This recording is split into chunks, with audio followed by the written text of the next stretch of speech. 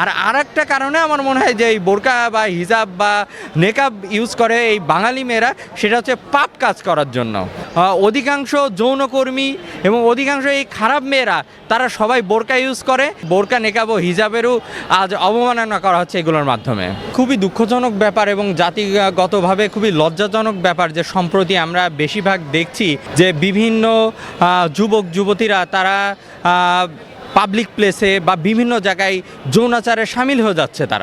তারা কোথায় ওয়াশরুম, রেস্টুরেন্টের ওয়াশরুম, না রেস্টুরেন্টের ক্যাবিন, নাকি এটা হচ্ছে যে শপিং মলের ওয়াশরুম, কোনো কিছুই তারা মানছে না। তো আইনগতভাবে এটা যদি সঠিক এবং দ্রুত পদক্ষেপ না নেওয়া হয়, আমাদের জাতির জন্য খুবই লজ্জাজনক এবং কলঙ্কজনক অধ্যায় অপেক্ষা করছে। তো সম্প্রতি আপনারা যেই ভিডিওটা দেখেছেন যে একটি শপিং মলে একটি মেয়ে যে কিনা বোরকা পরা এবং হিজাব পরা একটি মেয়ে একটি ছেলের সাথে যৌন মিলনে সে লিপ্ত হয়েছে এবং এতটাই উন্মাদ যে সে ভুলে গেছে যে এটা একটা শপিং মল, যেখানে হচ্ছে যে ওয়াশরুমের মধ্যে তারা এই অপকর্মটা করছে। এবং রেস্টুরেন্টের কিছু ভিডিও আমরা দেখছি আজকাল ভাইরাল হচ্ছে, যেখানে খাবার খেতে যাচ্ছে, অনেকে ফ্যামিলি নিয়ে যায়, সেখানে এ ধরনের কার্যকলাপ হচ্ছে, খুবই লজ্জাজনক। তো এখানে আইনগত ব্যবস্থা যদি আমরা বলতে চাই, তাহলে এখানে আমাদের পেনাল কোডে একটি ধারা আছে যেটা 294 ধারা, এটা অবসিন অ্যাক্ট ইন পাবলিক প্লেস। যদি কোনো অবসিন অ্যাক্ট বা অশ্লীল কর্মকাণ্ড কেউ পাবলিক প্লেসে করে, তাহলে এই ধারার আন্ডারে তিনি বাধাগ্রস্ত হবে। তার 3 মাসের কারাদণ্ড, জরিমানা ও উভয়ের সম্ভাবনা থাকে।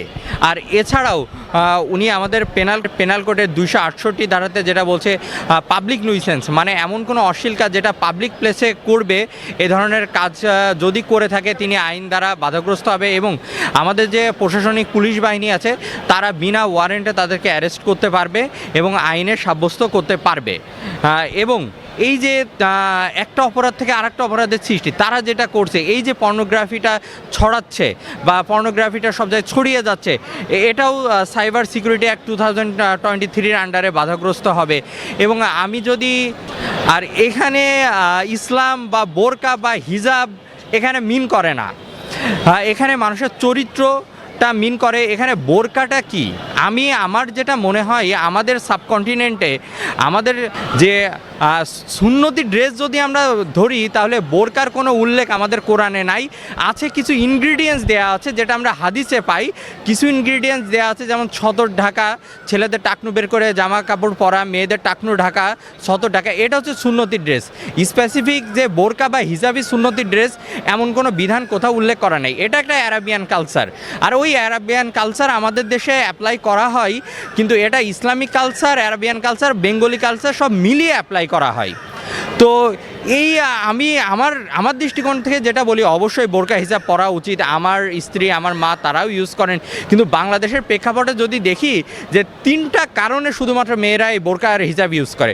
প্রথম একটা কারণ হচ্ছে তাদের যারা নিজেদেরকে একটু কুৎসিত বা নিজেদেরকে সুন্দর মনে করে না, তারা নিজেদের ওই অসৌন্দর্যটা ঢাকার জন্য বোরকা ইউজ করে।